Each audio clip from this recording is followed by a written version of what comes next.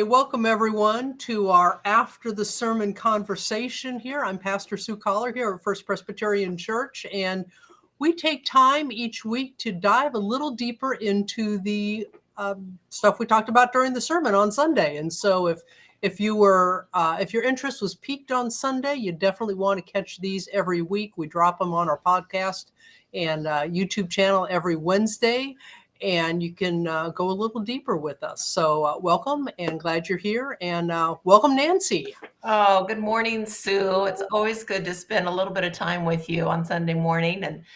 And you're just so generous in going a little deeper into your beautiful sermon messages. So thank you. It's fun. So here we go, my friend. You've got an interesting message this week about kind of,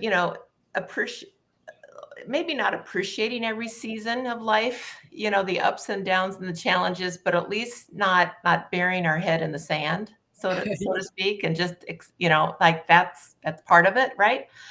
And as I was reading the sermon, it reminded me of the book Broken Open, and the author really invites you to like, ooh, and life is hard, right? Just kind of go there, like be in your pain, be in your suffering. I mean, it's not about wallowing in it, right? But like, it's kind of like that is meant to open our hearts, in a way. So share with me how you feel like Christ is really with us, kind of in seemingly kind of just the most darkest, times, and the most kind of what we could judge as just terrible circumstances. Yeah, boy, there's a lot in that question and your lead into it. And a lot of it does have to do with the fact that, I mean, I'm going to say nobody, but there's a few people with mental illness who have other issues, but most of us don't like to dwell in those dark places, those dark seasons of our lives and the difficulties. They're going to come to all of us. It's part of being human, but we don't want to live our lives there. But it does come to all of us. And the question about, Christ coming to us and that is like, we worship a God who didn't say, here, let me remove you from the challenges of life. Let me stop every bad thing from ever happening to you. We have a God who said, I'm going to come into your life. I'm going to become one of you. I'm going to walk this journey with you. I'm going to experience it. I mean, gosh, he was persecuted during his life. People tried to kill him when he was born. He ended up being put on trial for basically treason and was executed. And I mean, he's somebody who at any moment, if we truly believe he was God in the flesh, at any moment he could have said, I don't want to do this. And just, snap of the fingers, gotten rid of all the problems. Life would be hunky-dory. But that's not what he did. He experienced the fullness of life and he never ran away from it. And I think for myself, what that means is that this perfect world that we pray for, the world is never going to be perfect. This kingdom of God that we pray for, it happens in the midst of the life that we live right now and the ups and the downs. And so Christ walks with us through that. He's been there. He's with us. He strengthens us. He guides us if we listen. But he's with us. And he knows the power of experiencing those things. He allowed himself to experience those things. And so I guess I kind of forgot the first part of your question. But those dark times, those difficult times of our lives are often the most powerful. And one reason they are the most powerful is, or one way they can be, is if we take the time to say, where is God in this? Because God's always there. Mm-hmm. Christ is always there. So where's Christ in this? And then we could learn from that and we can grow from that. Mm-hmm. Mm-hmm.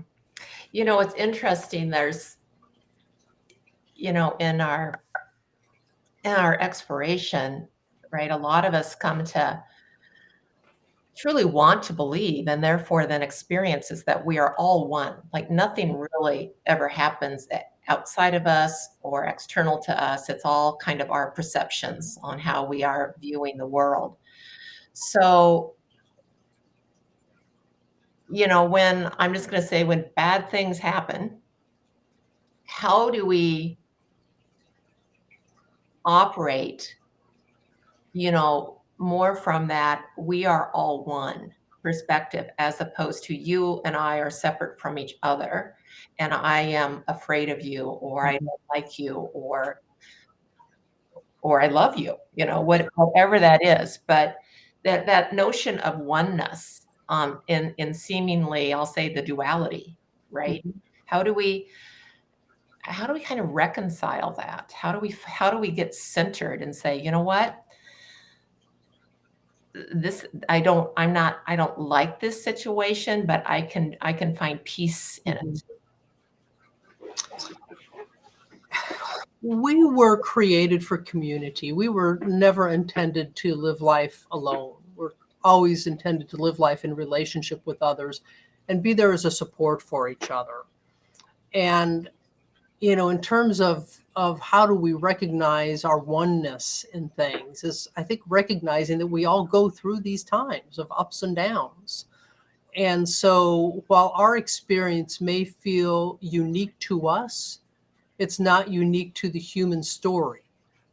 And so even if I'm having a difficulty with someone, I can look at them and recognize that they're going through part of the human story that I go through. They may experience it different. They may look at it different. They may respond to it differently. But ultimately, deep down, we all walk through the same experiences.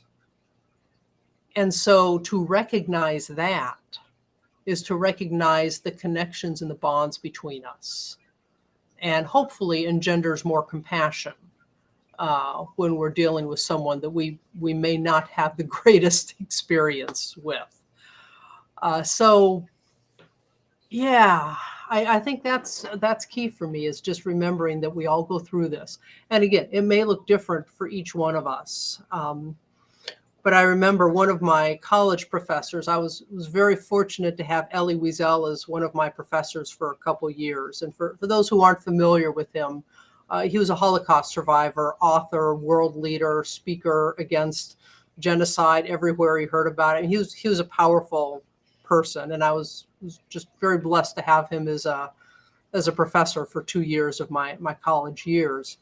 And I remember one of his teaching assistants during class who was from, I think it was India, but one of the nations over in that part of the world. And she was talking about some really tragic circumstances there and a war that was going on and her family suffering. And then she stopped herself and said, but this really is nothing. It's other people have gone through so much worse.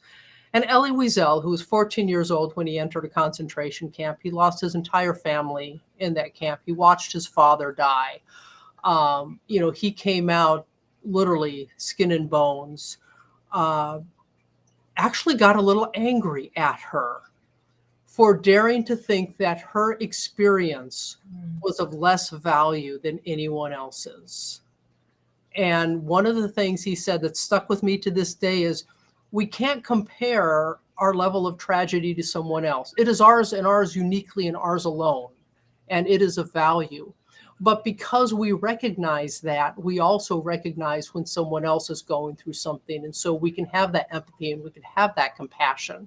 So even though we might be tempted to say, oh, someone else has it so much worse than I do, it doesn't matter. It's our story. And it connects us to those other people, but it's also our story. Mhm, mhm. I yes, I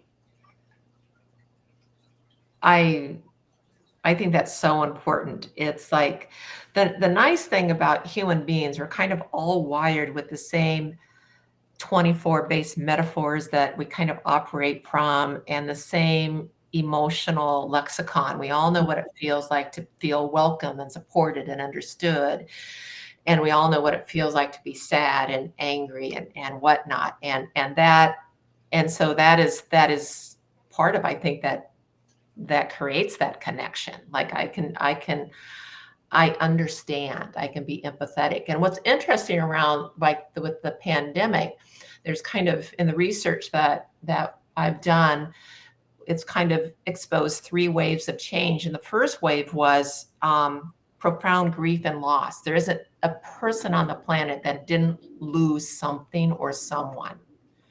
Some people lost their lives. Some people lost their pets. Some people lost their jobs. Some people lost their ability to gather like they normally would. Some people, there's everybody lost something, and that is that collective grief that should translate into more compassion for self and others.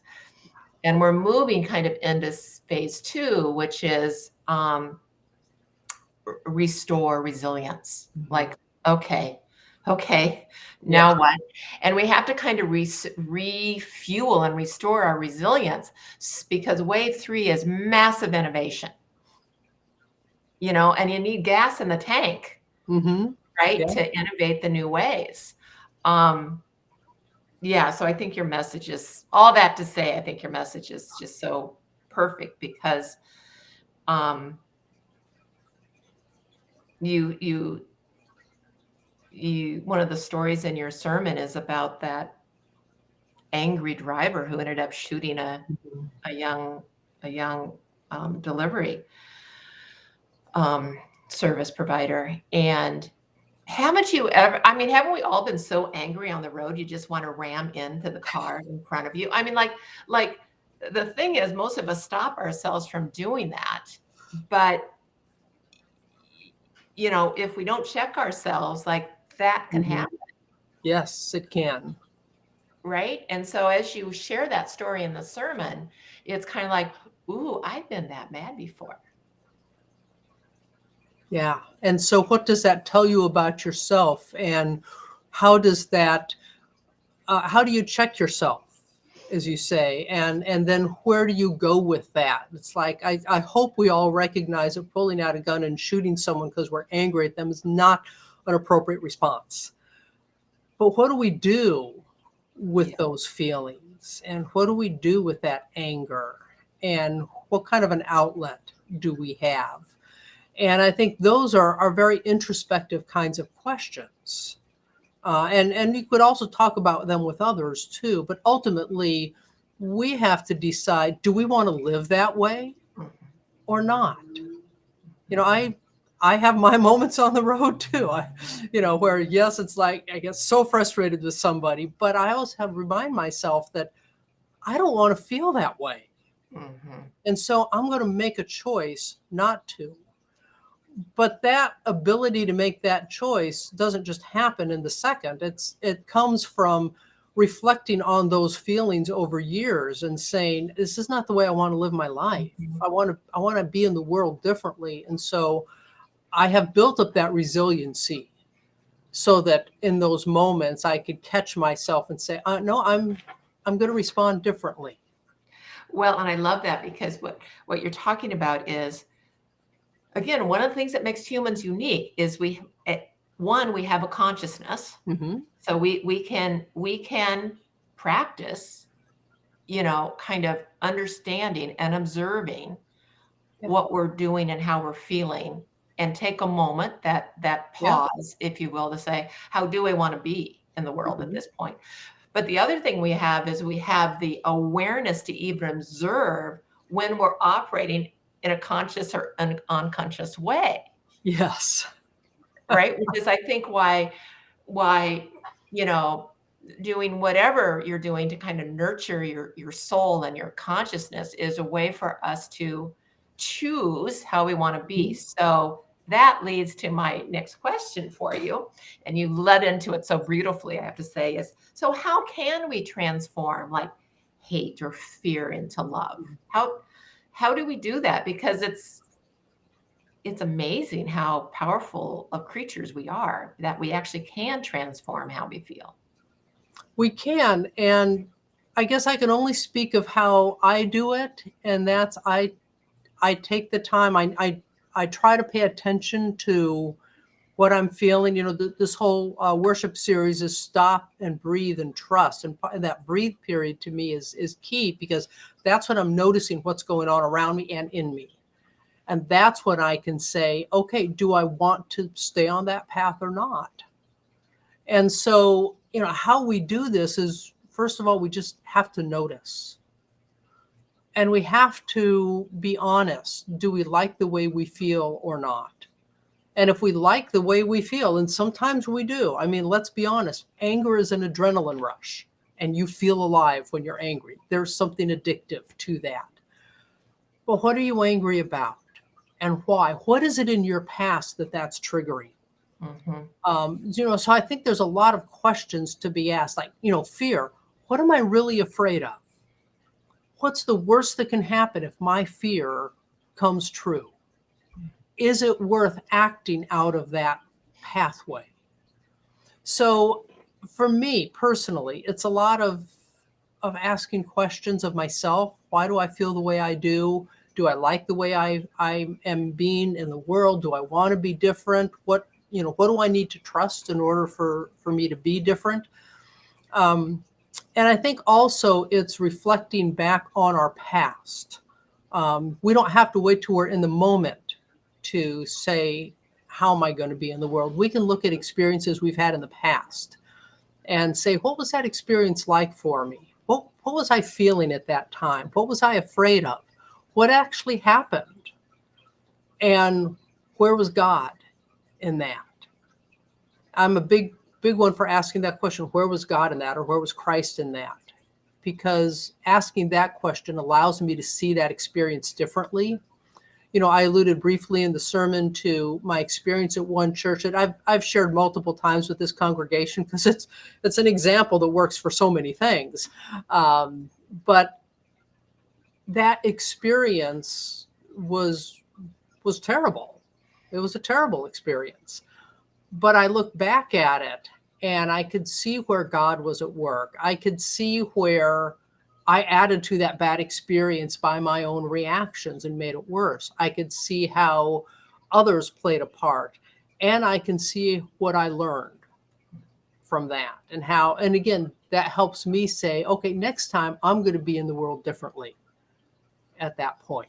Mm-hmm. And so we do have that ability to make these choices. We are not victims of our emotions. Mm-hmm. We're not victims of what anybody else does to us. We have power to reflect and to build that resiliency and to be different in the world. But this gets back to that whole point of these seasons. We have to be willing to be in that season to learn and grow from it. If we just try to run away from the things we don't like, then we're never going to grow. We're never going to learn from them. We're never going to do better next time. Mm-hmm. Mm. Okay, Sue, I could speak to you for another 2 hours about all this, but we've come to the end of our time for this session, but more to come. So friends who are listening and watching, please, tune in and share with us your questions, right? Listen to the sermon that's on the website. Ask your questions. Sue and I are here for you. So please join in this wonderful opportunity to just dive a little deeper. Thank you.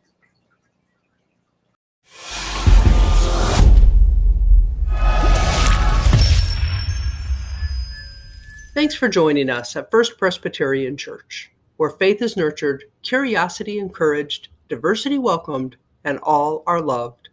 Find out more about us at fpclincoln.org.